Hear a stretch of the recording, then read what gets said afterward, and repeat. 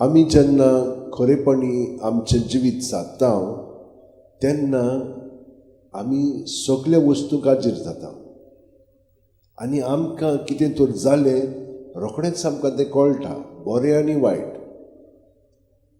वायट घडत तर आमी ताचेर बोगोर आमी मनन करीत आसता, पूण बरें घडत तर आमी दिनवासता. पूण खूब जाणां चड आपल्या वायटांतूच आसा म्हणटूच तांकां ती वाखाणणी दिवंक जायना. खूब फाटीं बरेंपण जालेलें आसा तांचे उद्देशी किंकोत करता ती.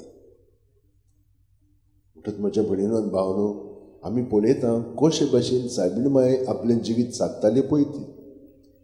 आमी तुळना करीत जाल्यार तातूंतल्यान आमकां कळटा ती सदांच देवा काजेर आसलेली. आनी ताका लागून त्यो कितें म्हणटा, कितें कोत्ता ती रोखडीच हाजीर जाताली.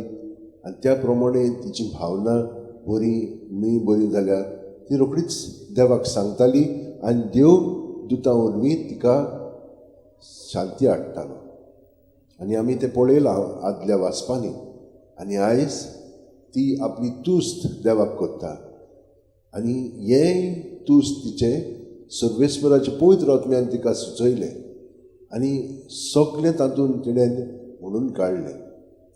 ही देवाची येवजण आमी पळयल्या. आनी हें आतांच न्हय, मागां पर्यंत तशेंच घडलेलें. हाना एक पाटी तुमी जाणात, आयकल्लें आमी तें. ती मंदिरांत बेता आनी कितें पुटपुट्टा. एली समजलो ही पियेल्या म्हणून, पूण ती ताचेशी आयली म्हणून लागली, ना, म्हज्या काळजांत रे ओत रे काय देवाक सांगलेलें आसा. तो म्हणून लागलो, वच, तुका जातलें भुरगें. आनी हो भुरगो तिका जालो. आनी ह्या भुरग्याक तिणें हाडलो, देवान दिल्लो, देवाकूच हांव ताका परत करता. आनी हे भाशेन सगळ्या आवयनी आपल्या भुरग्याक देवाक समोर पळोवंक जाय. आमी ताका घट धरून रावता, ना, देवाची येवजणे प्रमाणे ताका देवान ह्या संवसारांत धाडला. आमकां ही जबाबदारी दिल्ली आसा देवा सगळें ताचें पालन पोशण करपाक. ते भाशेन आमचें जिवीत जावंक जाय सायबीण माय भाशेन. आनी हान्नानूय त्या आदल्या मागा काळार दाखयल्लें आसा आपल्या जिवितांतल्यान. तर आमी तेच भाशेन करूंक जाय भयणीनो आनी भावनो. आनी आमी कोत्ता, अदीक तें करच्याक आमी देवाची कृपा मागया. आयज आमी एक फ्रांसेस शावियर काब्रिनी हिचें फेस्त समोरंभता. ती इटालियाची, पूण अमेरिकाक तिका पापसायबान धाडली.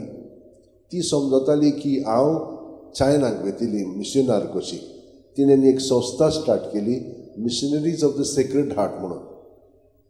म्हणटच कितें जालें, ती 13वी आसलेली तिच्या घराण्यांत.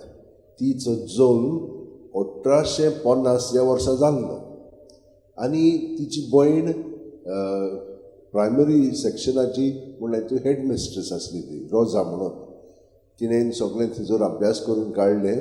आनी ह्यो गोंयांत आसलेलो पळय प्रोविडन्स ऑफ सेक्रेड हार्ट म्हणून, तिचो तिणें अभ्यास केलो.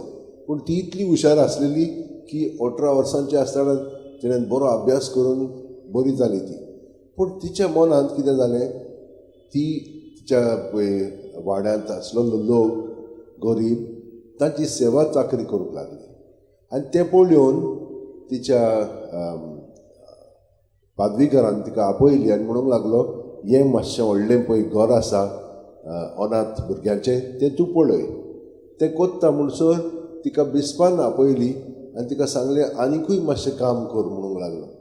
आनी तिणें हे भाशेन भुरग्यांक ऑफर्नेजीस म्हणजे ताका अनाथ भुरग्यांक एक घर, मागीर इस्कॉलां स्टार्ट केली, जाणट्यांकूय तेशी भाशेन केलें तिणें.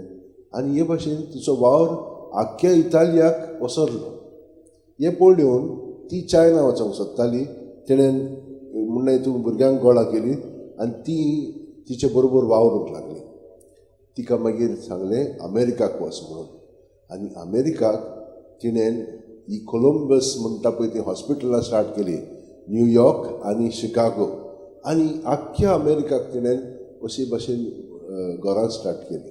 पूण ती इतली देवान भरलेली की सगळो गोत ताचे शक्तीन ती वावुरताली.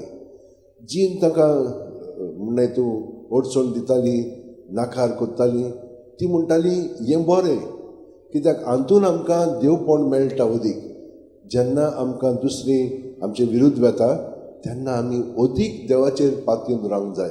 हे कांटे आमच्या माथ्यांत आमच्या पांयांनी ते भाशेन कांटे असले की ना आमी दुसऱ्यांक दाखोवंक फावना. एकदम खालतेपणी आमी फुडें आमचे पावलां मारूंक जाय. आनी हे भाशेन तिणें सगळे सिस्टरींक सांगलें तुमी भियेनाकात. थंयसर कितें जालें प्रोटेस्टंट आसलेले ते कॅथलिकांक आनी चड करून इटालियनचे पयलीं लोक आसलेलो ती गरीब आसलेली.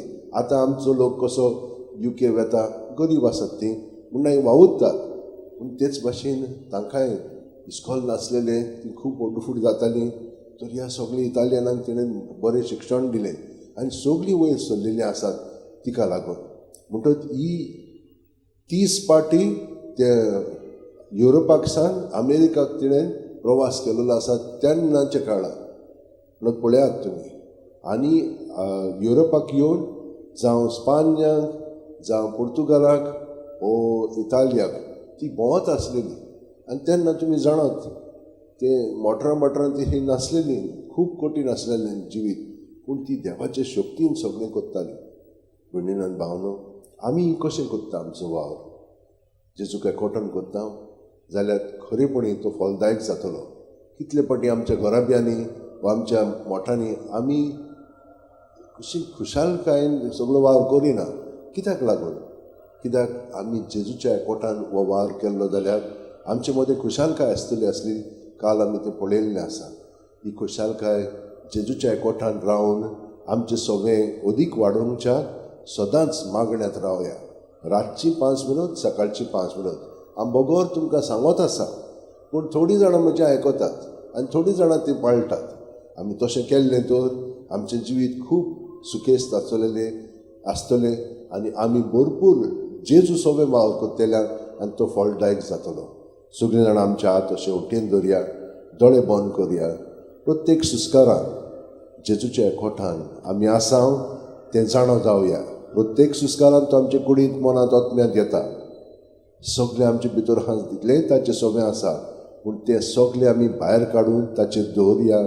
सुस्कार भायर सोडटना ताच्या नांवान तें भायर काडया आनी तें भायर दवरलें म्हणटूच ताचेर तो आशिर्वाद घालून बरें तें अदीक बरें करून दिता. वायट हांतें काडून ताच्या जाग्यार आपलें बरेंपण आमचे कुडींत मनांत ओतम्यांत भरता. हो अणभव आमी घेवया आनी तेन्नाच की आमी सायबीण भाशेन तुस कोत्तेल्यान आपले ल्हानवीक चाकोरणीचेर ताणें दिश्ट घाली. वय आतांच्यान सगल्यो पिणकां म्हाका म्हणटल्यो सुभागी अशें जावंक लागतलें.